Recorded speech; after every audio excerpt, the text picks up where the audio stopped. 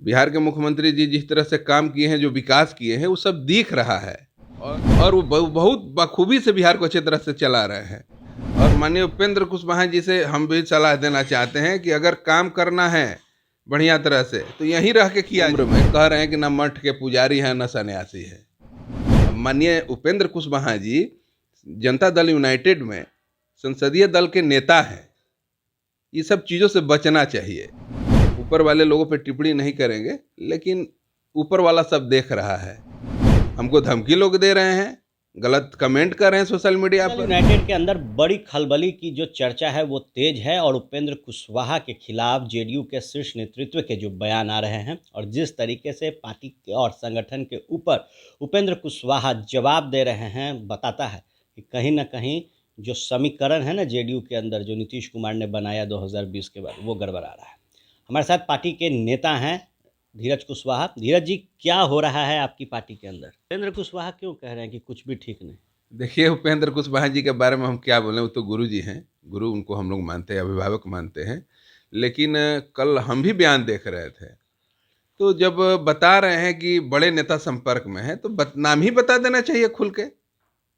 ऐसे स्पष्ट बोलना चाहिए। ऐसे आप किसी पर उंगली उठा देते हैं कि कौन किसके संपर्क में है। अरे आप इलाज के बहाने जब आप एम्स में भर्ती हुए थे तो कुछ लोग बीजेपी के लोग आपसे मिले थे, वो अपने पोस्ट से भी लोग डाले थे, वो वायरल भी हुआ था। अगर वो फोटो देखकर किसी ने टिप्पणी कर दिया तो ये गलत क्या है? बड़े बड़े नेताओं को ये सब चीज़ों से परहेज रखना चाहिए कि जब बड़े बड़े नेता लोग जब एक दूसरे से मिलेंगे इस तरह से तरीके से, तो नीचे वाले कार्यकर्ताओं का मन जो है छोटा होगा, उससे बढ़ेगा नहीं। नीतीश कुमार पर न हमला कर दिया उपेंद्र कुशवाहा ने। अब देखिए, वो तो कहते हैं कि हमारा और माननीय मुख्यमंत्री जी का डीएनए एक है, वो कुछ भी बोल सकते हैं, वो स्वतंत्र है। लेकिन हम लोग के सर्वमान्य नेता माननीय नीतीश कुमार जी हैं और नीतीश कुमार जी के साथ काम करना है और मजबूत करना है। और जब राष्ट्रीय लोक समता पार्टी का जब विलय हुआ था उस समय माननीय उपेंद्र कुशवाहा ने भी बोला था कि जदयू को नंबर 1 पार्टी बनाना है। तो हम लोग उसी लक्ष्य के साथ नंबर 1 बनाने के लिए काम कर रहे हैं। अब बीच में इतना जल्दी दिक्कत कहाँ से आ गई, अब तो माननीय उपेंद्र कुशवाहा जी ही बता सकते हैं। हम लोग तो सिपाही हैं, काम कर रहे हैं। डिप्टी सीएम बनना चाहते थे, ऐसी उन्होंने बात कही कि मठ में आए हैं, नहीं आए हैं, ये सारी चर्चा कर रहे थे। तो क्या लक्ष्य इससे बड़ा था क्या? अब ये बताइए आप कि बड़ा दल है जो राष्ट्रीय जनता दल है, उधर से तेजस्वी जी माननीय कैसे हो सकता है? माननीय मुख्यमंत्री जी जनता दल यूनाइटेड से खुद मुख्यमंत्री विराजमान हैं। तो अब इसमें सवाल कहाँ से पैदा होता है कि उप मुख्यमंत्री 2 बनाया जाए? ये सब बिना मतलब का, ये कोई डिमांड का कोई रखने का कोई मतलब ही नहीं है। और आप देख रहे होंगे कि अब कोई रुष्ट होता है तो कुछ ना कुछ तो बहाना बनाता ही है, तो हो सकता है कि वो भी हो। सावित्री बाई फुले का बार बार जो जयंती है वो बड़े धूमधाम से आप लोगों ने मनाया, उपेंद्र कुशवाहा भी मना रहे हैं। क्या लगता है एक नया पैरेलल संगठन खड़ा कर? देखिए, ये व्यक्तिगत मेरा मानना है कि किसी भी दल में रहकर और जब आप शीर्ष नेतृत्व में हैं तो कोई संगठन चलाना ठीक नहीं है। और महात्मा फुले समता परिषद का निर्माण हुआ था बहुत पहले, लेकिन कुछ दिनों से इसको फिर से गठित करके काम किया जा रहा है। और माननीय नेता हमारे बोले थे कि माननीय मुख्यमंत्री जी के निर्देश पे महात्मा फुले समता परिषद का विस्तार हम कर रहे हैं, जिसमें मुझे भी प्रदेश महासचिव सह मुख्य प्रवक्ता का जिम्मेवारी दिया हुआ है। मैं भी काम करता हूं। लेकिन मुझे लगता है कि किसी भी दल में, अब माननीय उपेंद्र कुशवाहा जी जनता दल यूनाइटेड में संसदीय दल के नेता हैं, ये सब चीज़ों से बचना चाहिए। और जो एनर्जी आप किसी संगठन में लगा रहे हैं बार बार कोई कार्यक्रम करके, तो मुझे लगता है कि ये सब पार्टी के बैनर के तले ही होना चाहिए, जिससे पार्टी को ज़्यादा से ज़्यादा फायदा होता है। तो क्या लगता है पार्टी को नुकसान पहुंच रहा है? देखिए, नुकसान नहीं पहुंच रहा है। आप देखे होंगे कि पिछले 18 वर्षों से बिहार के मुख्यमंत्री जी जिस तरह से काम किए हैं, जो विकास किए हैं, वो सब दिख रहा है।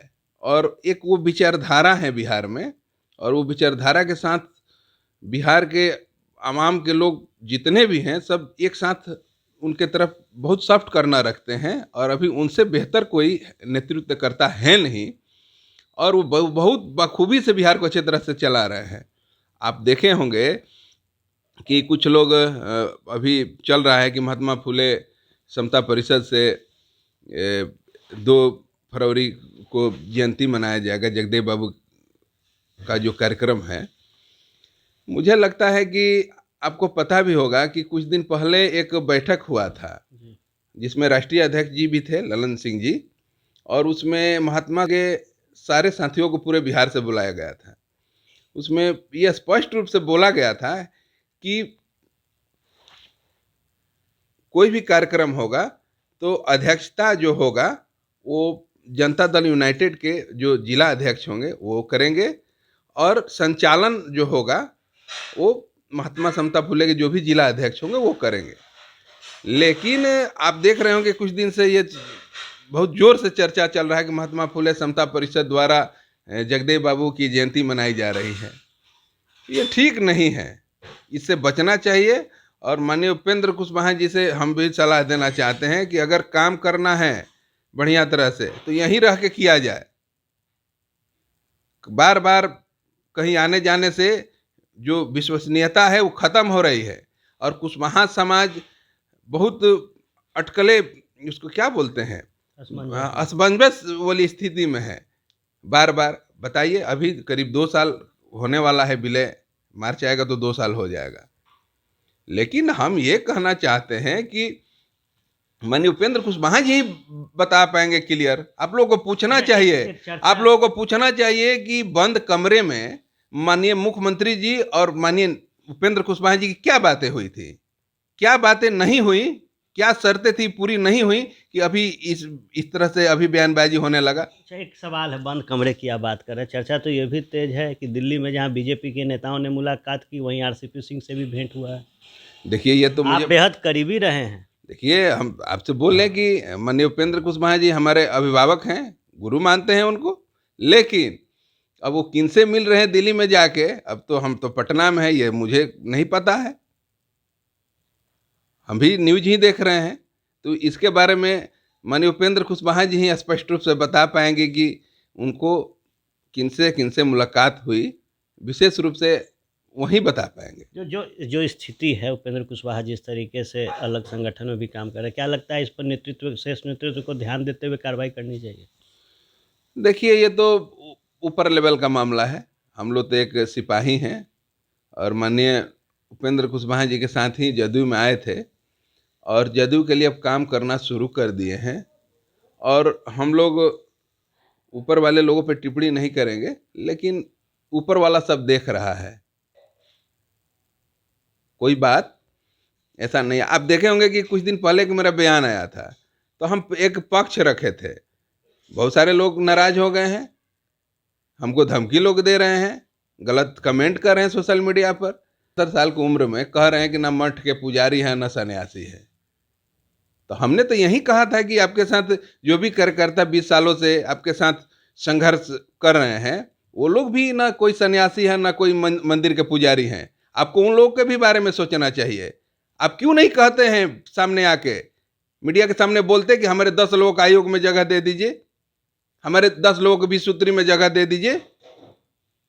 जहां तक मुझे जानकारी है कि जब विलय हुआ तो जितना भी माननीय उपेंद्र कुशवाहा जी के माध्यम से जो भी लिस्ट दिया गया उस सबको पदाधिकारी बनाया गया है, एडजस्टमेंट किया गया है। आपको भी पता है कि जदयू एक बड़ी पार्टी है, बड़ी पार्टी रहने के कारण जगह की तो कमी रहती है संगठन में, लेकिन जितना इन्होंने लिस्ट दिया सबका सम्मान राष्ट्रीय अध्यक्ष जी ने दिया।